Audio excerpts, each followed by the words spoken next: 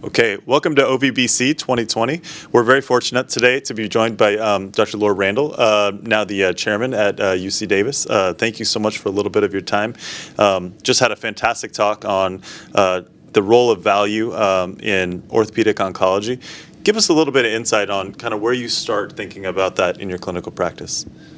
Well, as was alluded to, we spend a lot of time taking care of a lot of different conditions.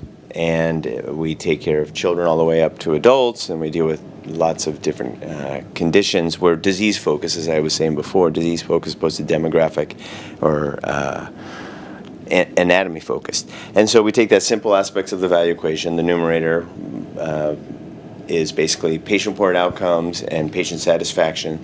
Look at those, dive into those with the disease we're treating, and then also with the prostheses and the reconstructions that we do, how can we drive down the cost?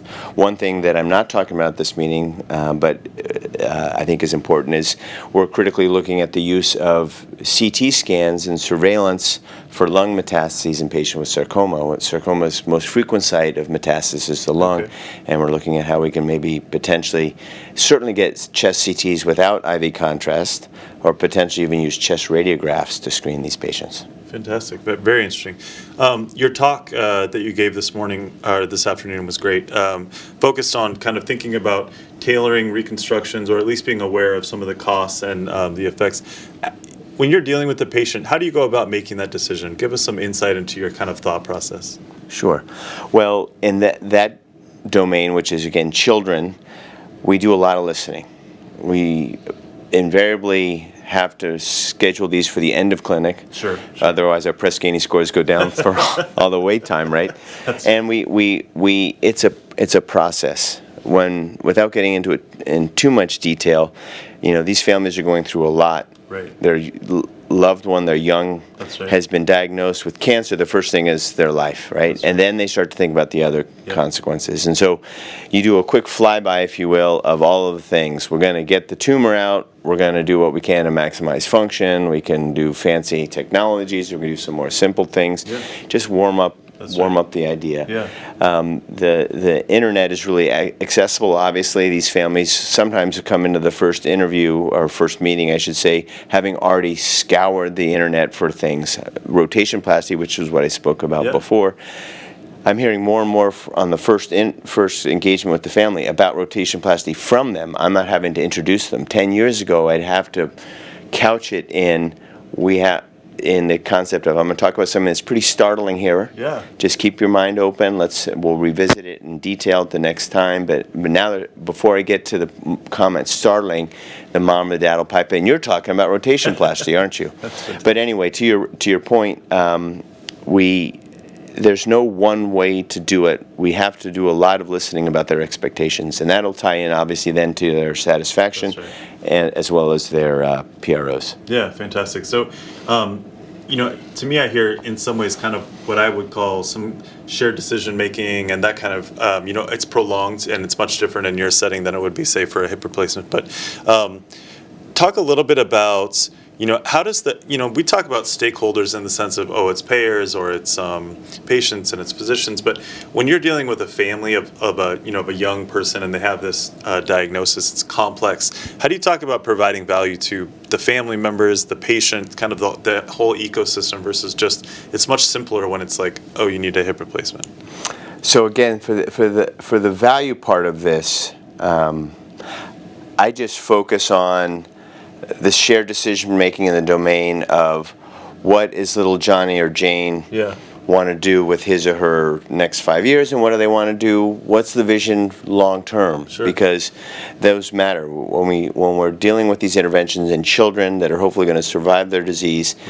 It used to be that orthopedic oncologists would do this procedure just to sort of give them some functionality for a few years because they would succumb to their disease. Now we're winning the battle 3 out of 4 times from an oncologic standpoint. So we have to have the discussion about what does life look like for the rest of your life with this orthopedic intervention. And so we really have to emphasize that if it's really how your leg looks versus how your leg functions, which isn't necessarily the same thing, then we go in different directions. That's fantastic.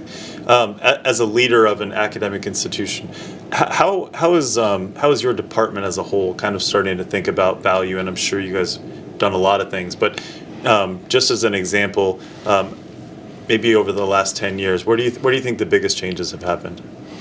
Well, to your first query, I'm delighted that you asked that. I almost feel like I planted that on you because it's something that I've taken to heart. We started a strategic plan. The faculty derived a strategic plan last spring, in fact. We got together and built it out 4 pillars, one of which is the clinical pillar, and the title of that clinical pillar is world-class, value-driven healthcare. Wow. Everything we do is value-driven. We apply the value equation to everything, and we have a chief value officer now.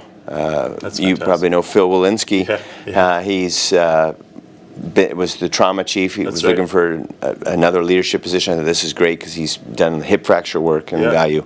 So he's now working with all the sections to tailor a value project for each section. So each section is required every year for sort of their merit-based considerations to have a value project. And this is the first year we're doing it.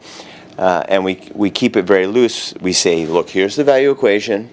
It can be as little as dropping down the price you guys use on some implants the first year, but every year we need to move the needle of increasing the numerator and decreasing the denominator. And we really feel like we're leading the health system in that way. That's fantastic. I mean, I don't know that there are other places in the country doing. Well, I came from a place that was really leading in this, so University of Utah has really been a stakeholder in this domain too. Yeah, that's fantastic. I love the idea of encouraging people, sections to do a project every year to really kind of continue to push the envelope and innovate. And one thing along that, when I first brought up the term value, they thought it was, no pun intended, cheap. They thought it was denigrating, like you were going to, what do you mean value? Aren't you talking about quality? And I said, yes, I'm talking about quality. That's right. Quality is part of value. That's right. If you want to talk about quality, that's very important. Let's make quality better, and in so doing, you're improving the value. Oh, that's awesome. What did from looking specifically around total joints? There's been a ton of talk at this meeting about leaders of departments thinking about building ASCs and how to move arthroplasty outpatient or keep it inpatient, and who's going to do it. And Dr. Cohen talks about the big, super busy, very productive academic surgeons having a harder time because they've got 2 fellows and they've got a highly oiled machine versus some of the younger guys and community people having a little bit easier time. What's your guys' experience been at Davis with kind of the progression of total joints? Great question. Again, I feel like I loaded that into the queue. I'm really appreciative of that. So we have a new Vice Chancellor, David Lubarsky, who actually presented here last year, and he's very passionate about this.